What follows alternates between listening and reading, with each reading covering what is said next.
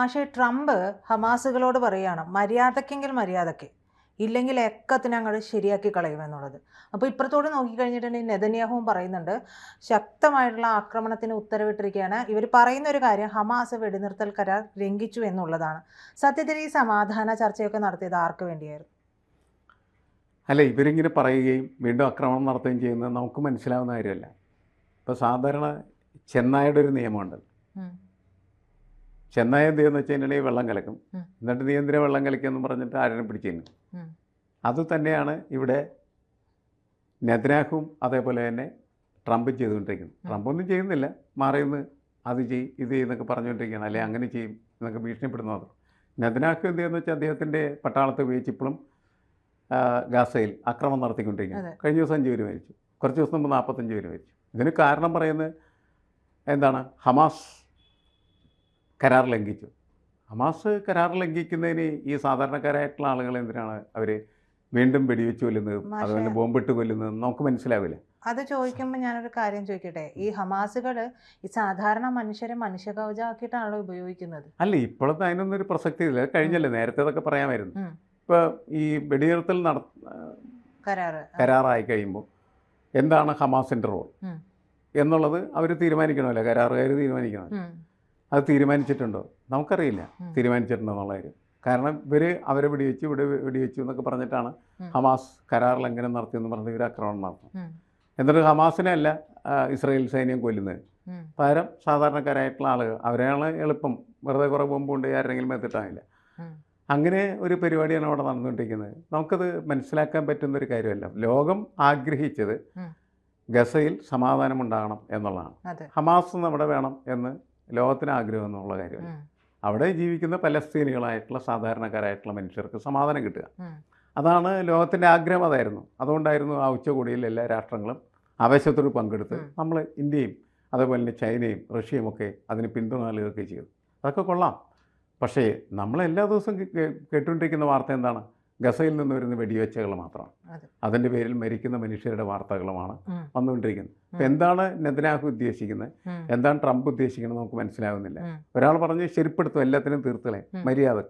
ആരോടാണ് ഇത് പറയുന്നത്? എനിക്ക് മനസ്സിലാവുന്നൊരു കാര്യമല്ല. എന്തായാലും അവിടെ വെടിവെച്ചകൾ ഉണ്ടാകാൻ പാടില്ല, ആളുകൾ കൊല്ലപ്പെടാൻ പാടില്ല. ഹമാസ് അങ്ങനെ പ്രശ്നം ഉണ്ടായി ഹമാസിൻ്റെ നേതാക്കളെ പോയി ഇവർ പിടികൂടി ശരിപ്പെടുത്തട്ടെ, അല്ലെങ്കിൽ ഹമാസിൻ്റെ നേതാക്കളെ അവർ കൊണ്ടുപോട്ടെ. ലോകത്തെ ഏറ്റവും വലിയ രഹസ്യ സംഘടനയാണല്ലോ മൊസാദ് എന്ന് പറയുന്നത്, ഇസ്രായേലിൻ്റെ. അവർക്ക് എന്താണ് ഈ ഹമാസുകാരെ പിടിച്ചുകൂടി കൊണ്ടുപോകാൻ പറ്റാത്ത എന്താണ് ശരിക്കും പറഞ്ഞത് നമുക്ക് മനസ്സിലാവുന്നില്ല. അപ്പോൾ അവർക്ക് പറ്റാത്തതല്ല, അവർ ബോധപൂർവം ഇതൊക്കെ ഇങ്ങനെ നടക്കട്ടെ എന്ന് കരുതി അതിൻ്റെ പുറത്ത് നിരന്തരമായിട്ട് ഇങ്ങനെ ബോംബെറിഞ്ഞ് അവരുടെ അധികാരം നിലനിർത്തുക എന്നത് മാത്രമാണ് ഉദ്ദേശിക്കപ്പെടുന്നത്. അതാണ് സംഭവം. കഴിയാനായിട്ടാണ് നമ്മൾ ഒരിക്കലും കരുതരുത്. കാരണം ഇതേപോലെ ഗസ നശിപ്പിക്കാൻ അവർക്ക് കഴിഞ്ഞു, എല്ലാവരെയും ശരിപ്പെടുത്തി.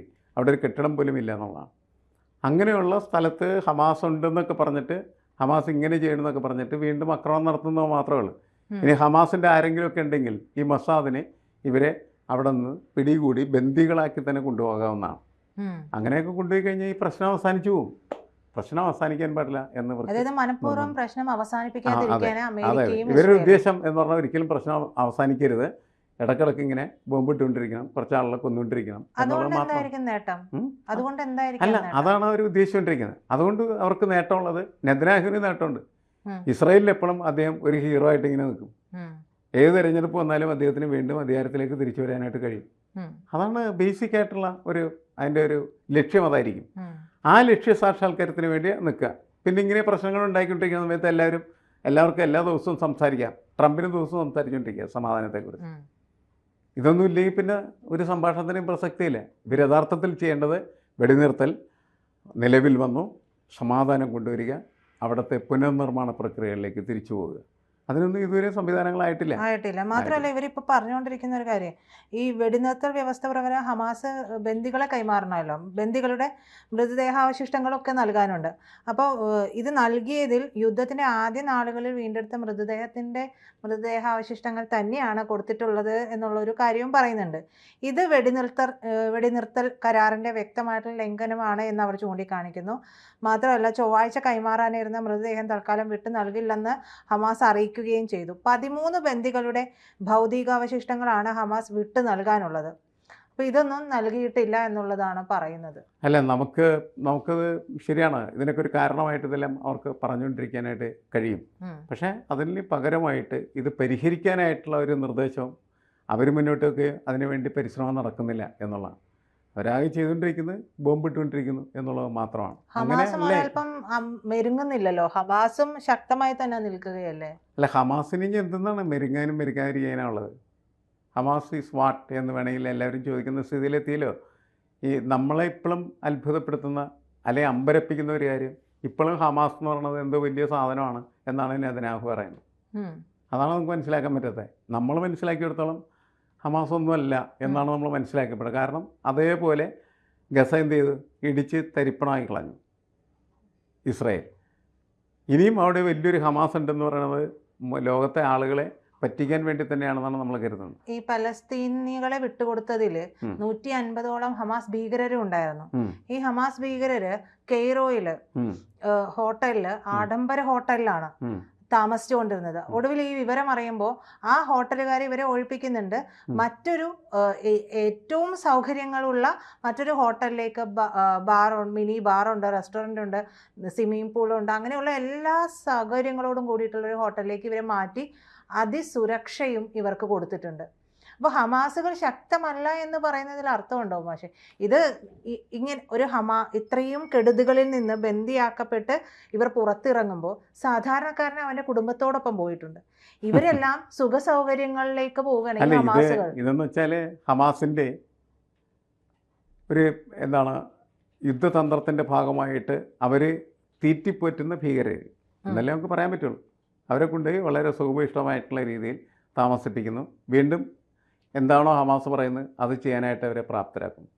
നമുക്ക് ഇവിടെ ഇരുന്ന് ഇതൊക്കെ ചർച്ച ചെയ്യുന്ന സമയത്ത് ഇതൊന്നും നമുക്ക് മനസ്സിലാക്കാൻ പറ്റില്ല. കാരണം ആത്യന്തികമായി എന്തിനാണ് ഇത് ചെയ്തതെന്ന് ചോദിച്ചാൽ സമാധാനം കൊണ്ടുവരാൻ വേണ്ടിയിട്ടാണ്. ആ സമാധാനം ഒരിക്കലും അവിടെ വരുന്നില്ല. പകരം ഇസ്രായേലിലെ സാധാരണ പൗരന്മാരെ സംബന്ധിച്ചിടത്തോളം അവരുടെ ജീവനുള്ള ബന്ദികളെ അവർക്ക് തിരിച്ചു കിട്ടി.